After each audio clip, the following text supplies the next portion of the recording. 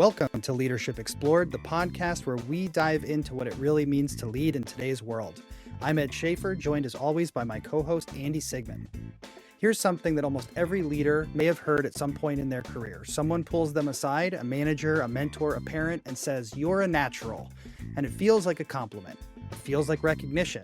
And in that moment, it might even be accurate.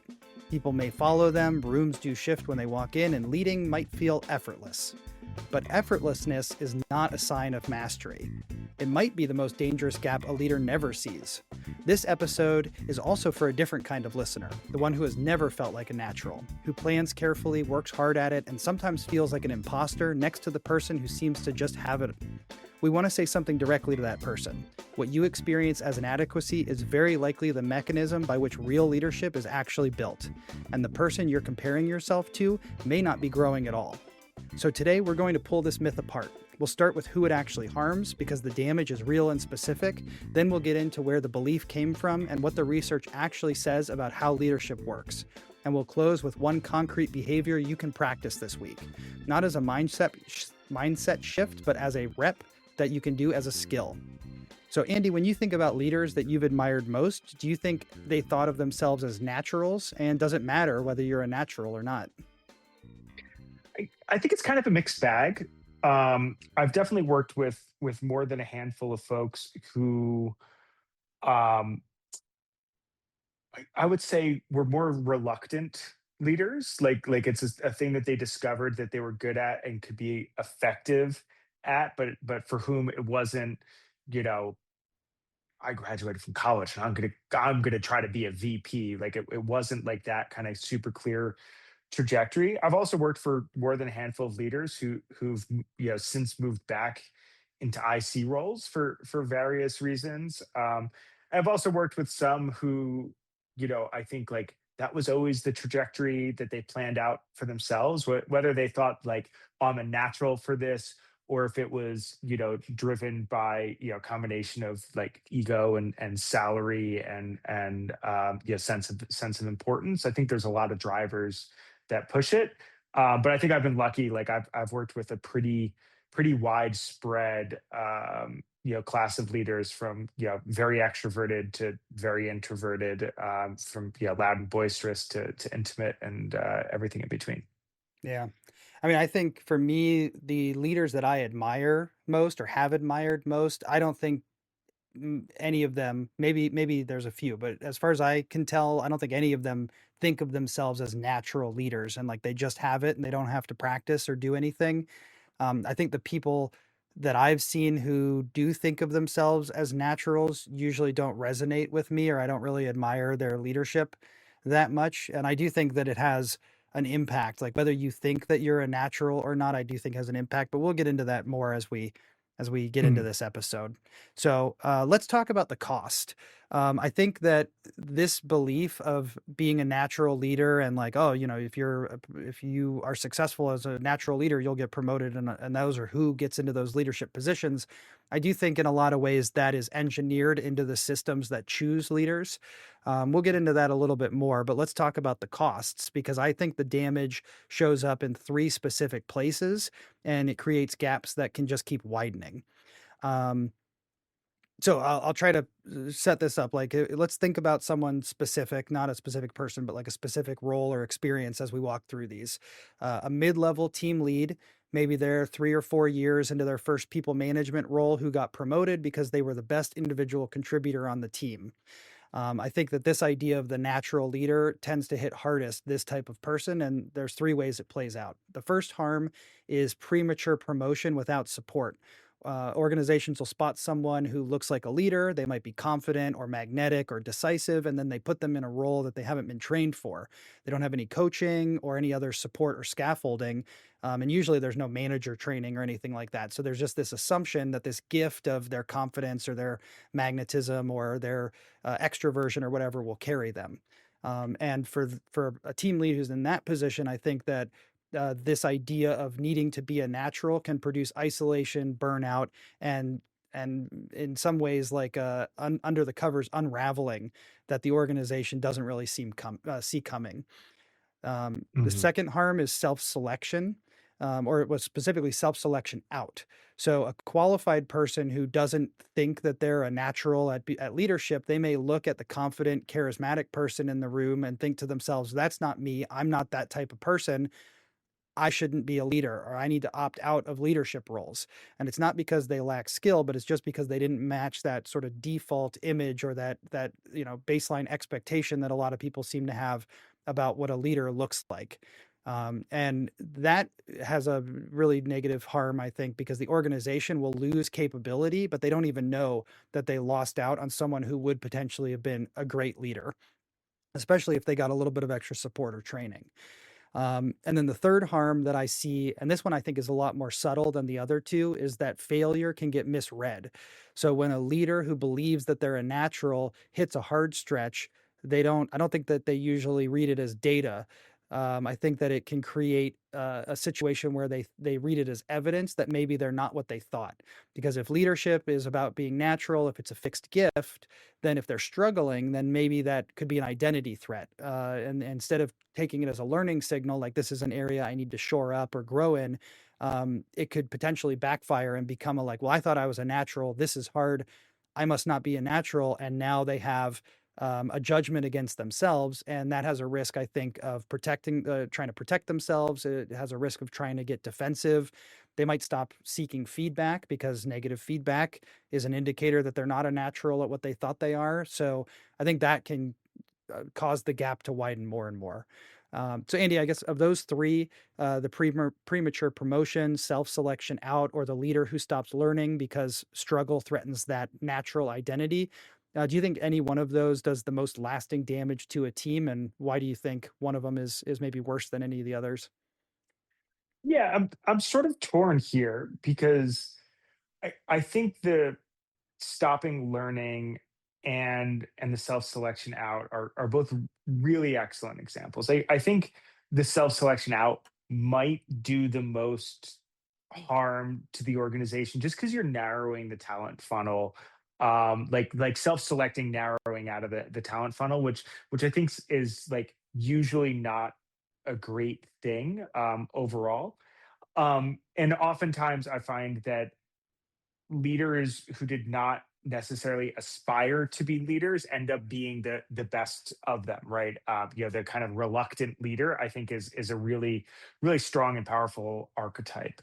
I do want to talk though about the stopping learning, right? So like the kind of the pitfall of being good at a thing, because I think that this extends at beyond just leadership, right? So, and we'll talk more about like how leaders get selected, earlier in life, and how this is truly a practiced skill, and you need to just kind of approach it that way. But this is something that I've seen time and time again, where like one of the worst things that can happen to a person is for things to come easy, and that's because eventually they're not going to become easy, right? So like the student who gets great grades but doesn't have to study, right? Or the person who's like, been the leader of all the things and it always goes well, like, I'm the captain of the football team and we win everything, right? Because you everything kind of comes, and then eventually when you get confronted with the like abrupt reality of life, if that happens later in life, it can be pretty destructive, and it can prevent you from like achieving what is your true potential, because you never really learned how to do the work, right? So that lack of struggle can be really challenging, not just for leaders but just broadly across. And I think we need to also kind of recognize that too, right? Like that this is a trap that you can fall in with a lot of things. And I've found a lot of folks who, when they like reach that point where they start to struggle with the thing, that becomes their ceiling, right? Like if it doesn't come easy to me, I don't do it anymore, which is a very self-limiting belief. So I just wanted to kind of call that out. Yeah, absolutely. Yeah, and I think I agree. I think the self-selection out is probably the most damaging. It's just the one that's the least visible because you don't even know that somebody self-selected out. And I think that um, it does.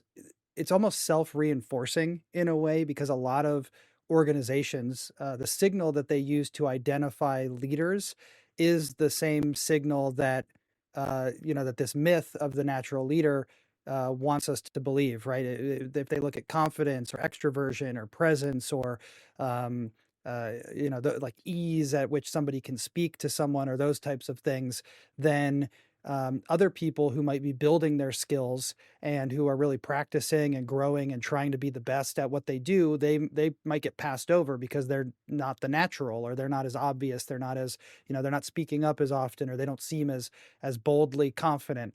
And nobody notices when you lose out on those people.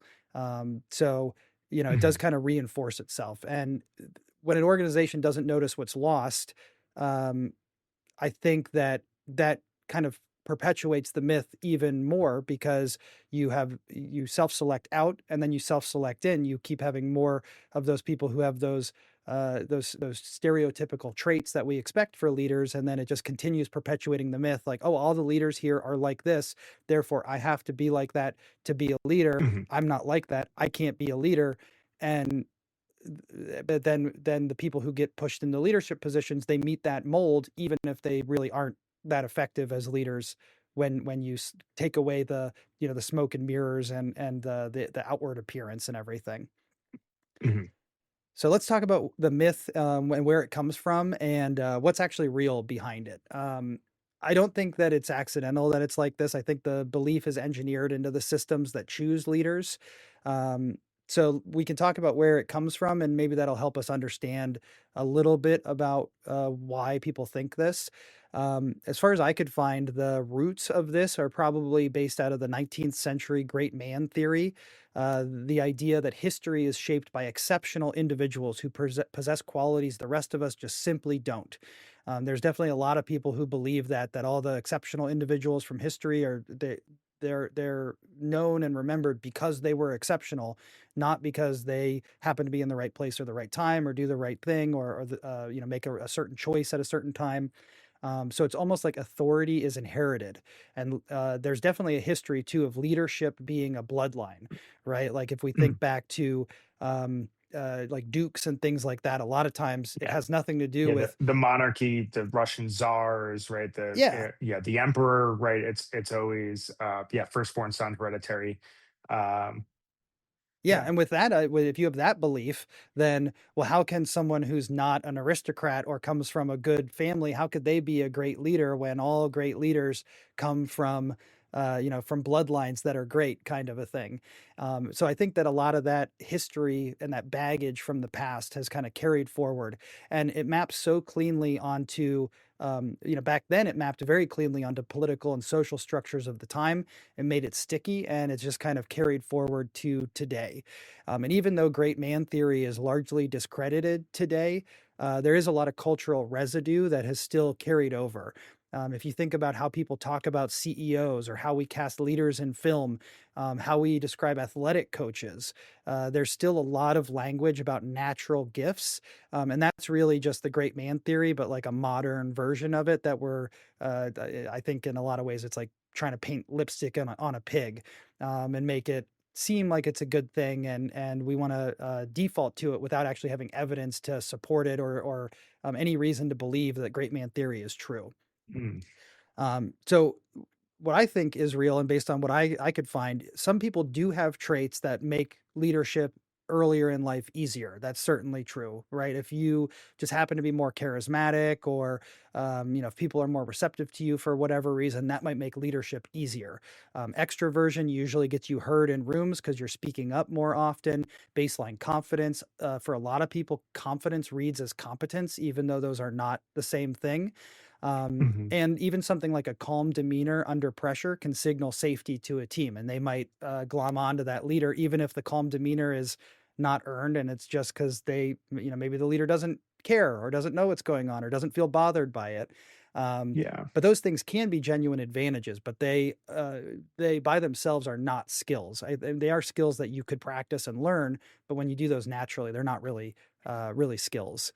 Um, and the research on this is it's kind of hard to find research on this, because How would you be able to evaluate how much of leadership is innate or is learned? But I did find one thing we can look at, which is twin studies.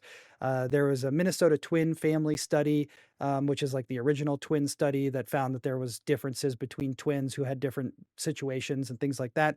And there was also a 2013 study that was published in the Leadership Quarterly, which came out of the University of College in London. But both of these studies and other twin studies have consistently found that somewhere between 25 and 35% of our traits, and in the case of the Leadership Quarterly study, of leadership effectiveness traits, trace to inborn traits. But the rest of it is built. So it's not to say that traits don't matter, but they don't compound. 25 to 35% might get you in the room faster, have people be more receptive to you, but it doesn't keep you in the room. It doesn't make people continue to trust you over time.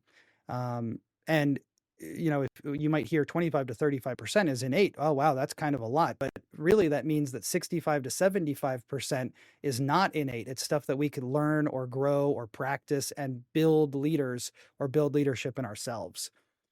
So, Andy, there is a distinction I want to make sure lands, which is like advantages versus skills. An advantage can get you in the room faster, but a skill is something you practice and it can keep you effective once you're there. When you think about a leader who's relying on an advantage past the point where it's actually serving them, what do you think that looks like from the outside? Is there any tells that you see when someone relies on an advantage rather than building skills?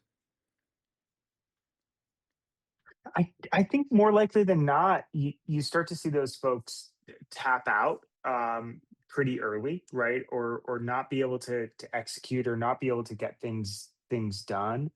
Um, you know, and and this is one of the things too where we often choose our leaders for some external visible skills, whether it's extroversion or charisma, what have you, but also it's because they demonstrate some degree of excellence for the actual thing, right? And I think with a lot of folks, like, you start to see that there's holes, right? So it's either like it could be the leader that, like, is pushed in because of advantages and can't effectively delegate or can't effectively work through their teams. They take everything on themselves, right? Or it could be the opposite. It could be the leader who doesn't know how to do the thing, so has to delegate everything and can't do anything themselves. So I think there are a couple of archetypes where we see it, but I think it looks a little bit different each time. But like, I feel it's like a little bit of a vibe thing with it too. Right? Like, there's always like everyone's tell is a little bit different, but like usually there's a tell of like, oh, you accidented your way here, right? Like, I sometimes you joke about like, oh, so and so failed upwards, right? Like, that's advantages. That's not built competency. Yeah. I mean, I agree with you. I think it's hard to say exactly what it looks like, but because that trait becomes a ceiling for that person, you can see when they hit it and they can't really grow past it. I think a lot of times they lean on it too much. It's like, oh, I'm charismatic and I run into a problem. So I'm going to lean on my charisma instead of, trying to grow problem solving or something like that. I think the other thing I see is that people who um, rely on their advantages or their natural traits so much, you don't really hear them talking about how they grow or how they're growing their skills or how they're practicing. You don't really see them teaching other people how to do the thing, right? Like somebody who's just a natural speaker, they might not be able to help someone else become an effective speaker because for them it's just natural. So they don't think about it. They don't put any deliberate practice or anything behind it. Mhm. And I think that whole ceiling piece is what happens is they maybe they get promoted or hired into a role because of let's just say it's charisma or whatever, like that's the main thing. And they could have some performance successes and things in the past, but if that's the thing that's like, between these candidates, this one seemed much more outgoing and I think therefore they're going to be a better leader. they get put in that role. The role gets more demanding, but their traits can't always keep up with it. So then it winds up creating those holes, those gaps, like you were talking about, and then they can't fill them because they rely on their traits as opposed to learning new things or trying Mhm. different things that are outside of their comfort zone. And so just the gap just I think grows more and more, and they might be able to convince their leadership that they're doing a good job or that they're effective or whatever. But and I've seen that happen before, where somebody is able to convince their boss or their VP or whatever that they're doing a good job, but everybody who works for them or reports up through them, they know the truth, and they don't really trust them. They don't know if they can rely on them. People don't feel like they're growing and things like that. So I think you start to see the tell when the team health starts to go down the tubes, and a lot of times performance of the team will follow with it. It's not a Mhm. guarantee, of course. Sometimes there are people who fail up regularly for a long time for whatever reason. Um, but yeah, I mean that you, if you only rely on your skills that like the traits that you already had that were innate, it kind of does limit how much you can grow and how far up you can move, Yeah, for sure. That makes sense. Ton of sense. which is a great transition actually into our next segment here, which, based on that, the higher you go, the more the belief of your natural traits are what helps you be successful gets confirmed. And then the harder it is to break that mindset and that belief, right? Every time you get promoted, it feels like proof that, oh, I'm a natural and I can just succeed at this. Every time that you're in a room and they respond positively, it feels like evidence that, oh, I'm just a natural and I'm doing this. But by the time that the role outgrows what your ease, what your natural inclinations can carry, there's all this data that tells the leader, hey, you don't really need to change because you keep succeeding, maybe in spite of yourself.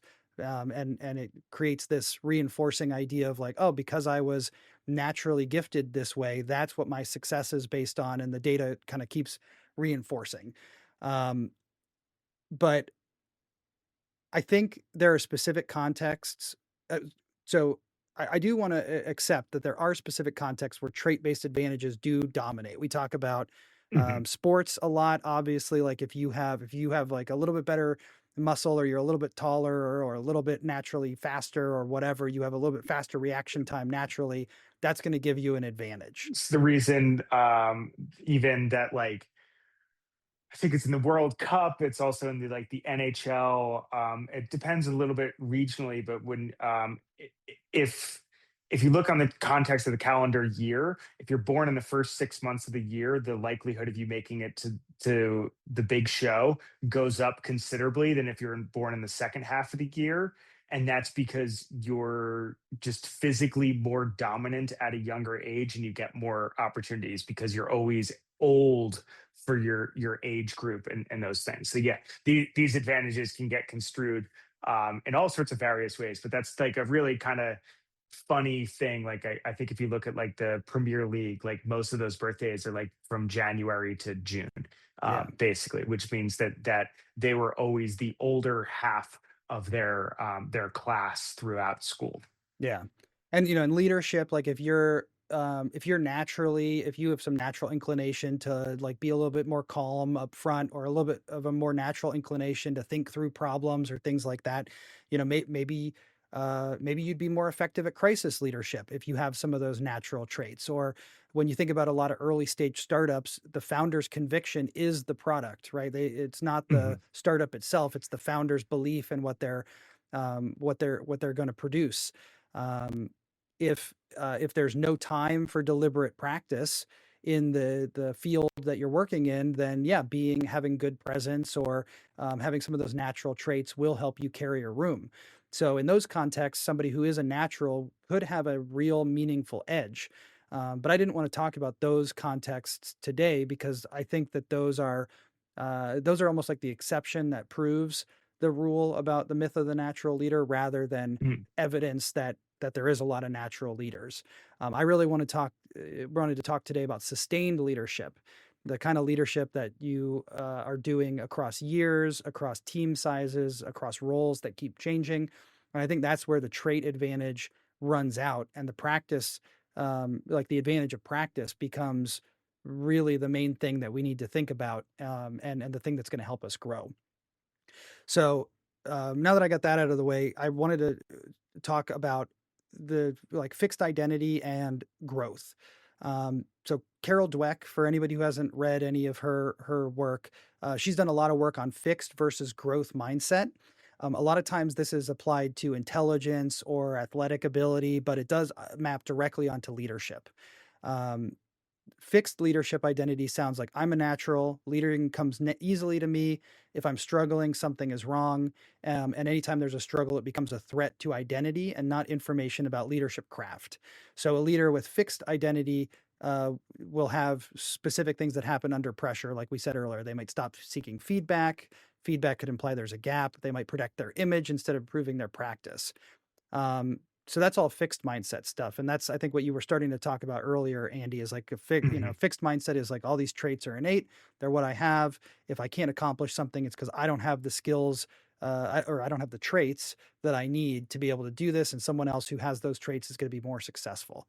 But the growth mindset is the idea of, and a really simple example of fixed versus growth mindset that I always like is the way that somebody talks to like say their child when they do well on a test. Somebody who has a fixed mindset is going to say, "You did great on that test because you're so smart," right? And it's the trait, you Mhm. are smart, therefore you did well. Whereas somebody who is teaching their kids the much more effective growth mindset is going to say, "You did well on that test because you worked hard. I know you studied for it. I know you struggled, but like the hard work that you put in, the time and energy, that's what allowed you to succeed." So if we apply that same kind of thing to leadership, we already talked about what the fixed mindset looks like. So a growth mindset looks like leadership is practice. Um, and I'm always at some point in that practice. I'm always learning. Failure is data. Failure is not a sign that I did something wrong or that I'm garbage or I'm no good. It just means that there's something I need to learn or there's some signal from that I need to collect. People with a growth mindset view feedback as a tool and also as a gift, right? Getting really useful feedback that you can do something with and change your behavior or grow from, is something that in a fixed mindset, who cares? The feedback is not anything I need to consider or really take seriously. But in a growth mindset, feedback means a lot. It's really a valuable thing that helps you grow as a person, as a leader, and succeed better. And I think that's the orientation that makes someone coachable. Coachability is the difference between a leader who maxes out a team of 8, and one who can run an organization of 80. Because when you have feedback loops at different stages, and you learn to respond to them and grow as a person, then you can react to different situations, and you never really find yourself being bogged down too much because you know that if I just practice this other thing or learn this new thing or try this other thing, that you'll be able to grow into figuring it out, as opposed to, um, if I don't already have it, then I'm never going to be able to do it. And I did want to talk again directly to that second listener I mentioned in the opening, because the research is pretty clear that if you've never felt like a natural, the same twin studies and meta-analyses, I already said this, but they show us that 65 to 70%, or 75% of that what you have is built through experience, deliberate practice, and feedback. So if you feel that gap, if you're like, I'm not a natural, I've never felt like a natural, that doesn't mean that you're behind. It is a signal to you and a mechanism. And every time that you plan carefully when someone else just wings it, or every time that you seek feedback when someone else is avoiding it, or every time you feel discomfort of not knowing something and you work through it, that's a rep, right? That's practice. Um, the leader who feels like everything is effortless next to you is probably not taking those deliberate steps. They're not getting that practice or putting those reps into their process or their system. So you might think that your path is slower than theirs, and I would say that your path is deeper than the person who views themselves as a natural and isn't learning or growing, at the same rate that you are. So, Andy, I've been making the case that reluctance and humility set the better leaders up for growth. But I guess I want to see if you can push on that. Like if humility is the starting condition and deliberate practice is what follows, what does a leader actually have to believe about themselves for practice to stick? I think it comes down to believing that you can do it, right? It's having that growth mindset and believing that you can follow through and can accomplish these things. You know, I think also like just being willing to get the reps in overall, right? I think when we talk about like folks who are naturals, we think sometimes about folks who've been doing it a lot or who've been tapped to do things previously. And I think like if you think back across your career or your your life broadly, I think that there's a lot of opportunities to lead. And I think like the more you can rely on the reps that you've got in and the things that you have been doing, the better off you're going to be.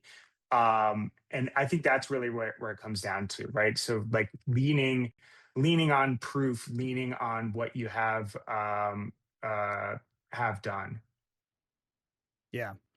Yeah, I think that's great. And you talked about reluctance earlier, and I think when we talk about the reluctant leader, that's not a destination. That's the starting point. If you are reluctant, if you're interested in a leadership position or moving up the chain, but you feel reluctant about it or uncertain, that is probably a signal that you have the potential to be a great leader, right? Reluctance is a starting place that you can grow into. Having humility can be a really strong starting point as well, like knowing what you know, knowing what you don't know, knowing where you need to learn and grow. That having that self awareness, I think, is a really powerful tool. And then deliberate practice uh, is what helps you get stronger and helps you get to the point where you're trying to get on the things that you don't feel as confident about. And if you're not practicing, then a lot of times reluctance, it kind of just feels like hesitation with good intentions behind it. So if you can um, take that reluctance that you have and then figure out where you need to practice or what skills you need to shore up to kind of help you may never get rid of that reluctance, but and I don't know if I ever want you to. I think reluctant leaders, like you said, Andy, are usually the strongest leaders or the best leaders that most people have. But maybe you can feel like that reluctance is more of um, that being a good leader. Like, I don't, I want to help my people succeed, but I don't want to have to tell them exactly what to do. Things like that can put you in a really strong place. Um, so reluctance doesn't just mean I'm not sure if I should take this role or if I'm going to be good at it, but I think it also means acknowledging that you don't have all of the answers and that you're not trying to be the one who has all of them or tells everybody what to do. You're there to support the team and help grow them and help them accomplish the goals that are set, and that's a different type of reluctance. It's more about the reluctance of stepping into that leadership role and trying to be the type of leader that you want to be instead of feeling reluctant about being the type of leader that everybody else thinks that you should be. I think is a way to think about it. So let's make this usable. We've said leadership is built, but what does building it actually look like? So let's talk about behaviors that you could do this week. Um, so the one that I promised in the open, I said that I would give one specific and deliberate behavior. So I'm gonna say for that, take one deliberate rep. Pick one specific behavior that you have this week, not a mindset, but a specific behavior. So maybe listening without interrupting, or giving specific feedback instead of general praise, or staying regulated when the conversation gets uncomfortable. Find a behavior and do it on purpose with awareness. So before you go in, name what you're practicing. And after you come out, note what actually happened.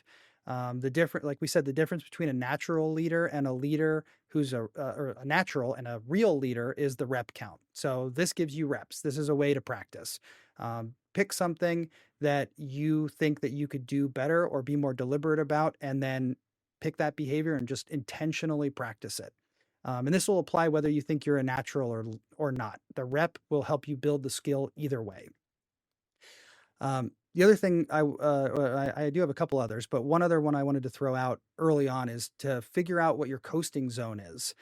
Every leader has at least one area where they rely on ease instead of effort. Might be how you run a meeting or how you give feedback or how you handle a tense conversation or something else. But the test is pretty simple. If you've never had to try to get better at the thing, it's probably your zone. So once you've identified it and named it, the question isn't just to notice it. Try to think about how you can disrupt your autopilot for that. Maybe you need to teach it to someone else deliberately, and see where you can't explain something and use that as a learning moment for yourself. Or maybe delegate it, hand part of it off to someone on your team and observe what they see that maybe you don't see anymore or you've completely overlooked. The goal is to find the edges of the thing that you've been feeling is natural. Write the zone down, and name it, and then use that as a starting point to figure out where you might be on autopilot and where you might want to do some deliberate practice or teach someone else to help you shore that up. And then two others that I thought of. One of them is seeking feedback on something you think you're good at. So think about one leadership area where you feel confident, and maybe you've never really questioned whether you're effective or not, and go ask someone who works closely with you, what is one thing I do in this area that could be better? Um, this is a great way to get useful feedback. And a lot of leaders who stop getting useful feedback, it's because they didn't ask or because they weren't receptive to it. And I think a lot of leaders who ask and don't get any feedback, or they ask and get it and don't do anything with it, they're basically shutting down the chance for feedback in the future. So pick something that you feel like you're really good at and get feedback on it and see if there's something that you could improve or if you have a blind spot on it. And that's a great way to take something that you think is natural and do that deliberate practice. And then the last thing that I had to throw out there was picking one skill and tracking it for a week. Leadership, as we've talked about in many episodes, is built on behaviors and not traits. So pick one that you think is trainable. Research usually shows that like communicating is trainable, and understanding people might be trainable. Don't pick something that maybe is doesn't have any evidence or research on how you can grow it, because that might be really difficult. Um, but pick something and figure out what deliberate practice that you could do, and track for a week how often it comes up for you. How do you respond in real time? Is it, what are the behaviors that you're doing right now? And as you collect those things, then you can start to reflect on, am I doing the right thing? Am I doing what I like to do or what I should be doing? Do I need to change this behavior, or do I need to learn something else about it? So this isn't about judging yourself, but it's really about seeing your behaviors, because behaviors can be practiced and traits can't. And if you figure out that there's a behavior gap that you have, something you're not doing, that's a perfect place to shore things up. If you find that there's a behavior that you default to all of the time, that might indicate that that's an area that you feel like a natural on and you just kind of rely on it. So maybe that's something that you should delegate, or try to reduce your behavior in that space so that you can try different things, and not just kind of fall into your natural behaviors. So, Andy, I'm curious, of those four, the deliberate rep, the coasting zone, seeking feedback on something you feel confident about, or tracking one trainable skill, um, for a high performing leader who's busy and if things are going reasonably well, do you think which one of these do you think actually requires the most from a leader psychologically? I think it's seeking feedback. Seeking feedback's always hard. I think the more you accomplish, the harder it gets. Because it's more likely than not things that you've heard before and haven't quite resolved yet. But that's what the stone that I would recommend that people start to turn over. Yeah, do you have any tips for seeking feedback that you found to be useful or work well for you? I still struggle with it, to be super transparent, Ed. I think it's hard for all of us, and I think it's a worthwhile goal to go and pursue. Yeah. I know we didn't really talk about seeking feedback when we did our feedback episodes before. We did giving feedback and receiving feedback, but maybe seeking feedback would be a good topic for a future episode. Yeah, absolutely. Awesome. Well, we're going to wrap up there today. So here's what we set out to do today. Make visible a belief that most leaders carry without examining. The belief that leadership is something you either have or you don't. And we wanted to show that the most dangerous vision or version of that belief isn't the person who opts out because they don't see themselves as the type of leader. It's the person who coasts in because they do. The natural who stops seeking feedback, stops struggling, stops building, right up until the moment the role outgrows what their natural ease can carry alone. Advantages might be real. You might get into the room faster, you might get attention sooner, but the room will get more demanding, and the skills, communicating strategy so clearly that your team can repeat it back, reading the room when someone goes quiet, adjusting when the plan stops working, or deciding without the full picture, those are behaviors. They are practiced, and practice is a choice, and that choice is available to everyone regardless of how they got here. So here are your 2 challenges this week. First is the tactical one. Find your coasting zone. Pick one leadership behavior where you know, if you're being honest, that you've been relying on ease instead of effort, and then take one deliberate rep this week. This isn't a personality thing, but as a skill rep. Do the work to figure out how to take a behavior and apply it more actively in your leadership. And second, and this one might be a little bit harder, ask yourself whether the belief you carry about your own leadership is a fixed identity or a growing practice. Are you protecting how you see yourself as a leader, or are you actually trying to get better at it? The leaders who derail at scale are almost never the ones who lacked ability. They're the ones who stopped thinking they needed to grow. We'd love to hear from you on this one. Have you ever worked for someone who clearly coasted on natural talent for too long? And what did it cost the team? Or are you the listener who never felt like a natural and has been building the skill quietly for years? Either way, whatever your story, we want to hear it. You can reach us at leadershipexplored@gmail.com or connect with us on LinkedIn. If this conversation landed for you, please follow the show, leave a review, or send it to a colleague who's wrestling with this exact thing. This is our final core episode for Season 2 of Leadership Explored, but expect to see a Season 2 retrospective, another year-to-date reflection on leading, and after that, something new, a 3-part special on AI and leadership. And Season 3 will kick off in early 2027. Stay tuned, subscribe, and follow us on LinkedIn for updates. Until next time, keep leading with purpose.